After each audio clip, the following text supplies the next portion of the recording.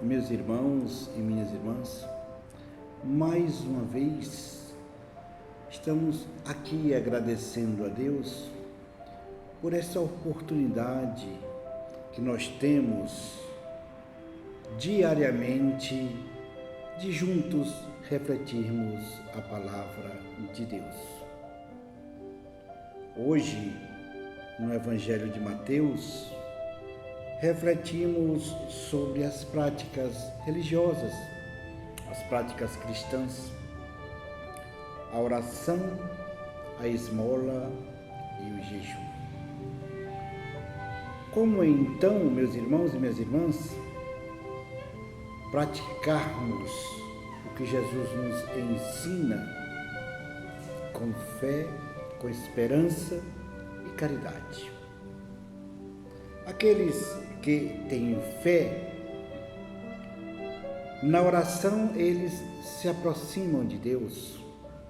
É pela oração que o Senhor se faz presente na nossa vida, nos ensinando e nós, fazendo a nossa parte, nos deixando ensinar pelo Senhor, que quer o nosso bem, que quer a nossa salvação, mas que tudo isso depende de cada um.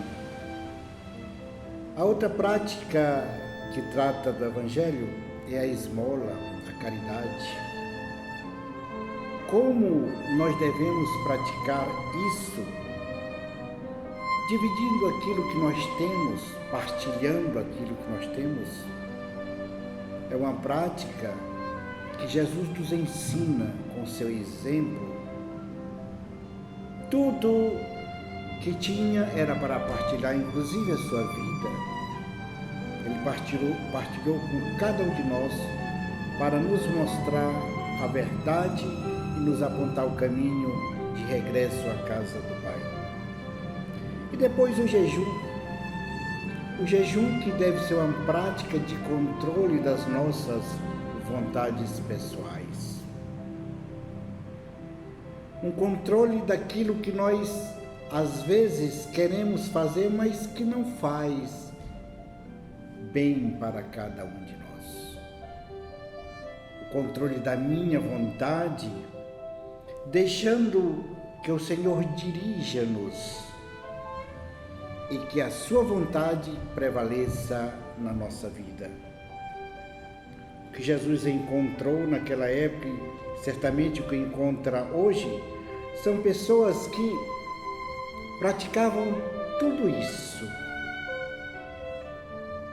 mas práticas que procuravam valorizar o seu ego, práticas que colocavam em voga a sua vontade e, falando na linguagem mais simples, a vontade de aparecer. Hoje, não vemos muita coisa diferente. Nós temos pessoas que praticam tudo isso que é bom, que leva o bem, que leva a caridade, mas que perde o seu valor quando você se coloca como centro dessas práticas. Tudo que fazem hoje vão para as redes sociais, vai para a televisão, eu fiz isso, eu fiz aquilo, eu jejum. E Jesus está exatamente condenando quando você eleva a sua pessoa,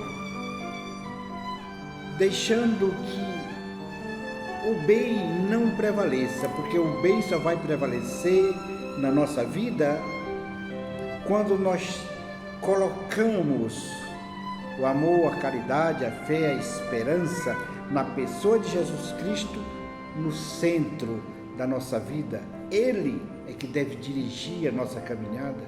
Se nós praticamos a oração, é porque o Espírito Santo que desce do céu nos envolve e nós devemos deixar que esse Espírito nos envolva para que nós possamos devolver essa oração em forma de louvor. Se nós praticamos a esmola, também é pela orientação e pela graça do Espírito Santo de Deus.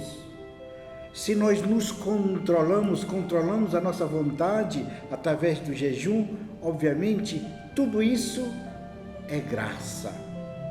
E a graça nós só recebemos quando nós colocamos na nossa vida Jesus Cristo como centro, como aquele que amou, como aquele que ama e como aquele que nos amará eternamente e buscará sempre, através dos seus ensinamentos, através dos acontecimentos da nossa vida, ele buscará sempre a salvação.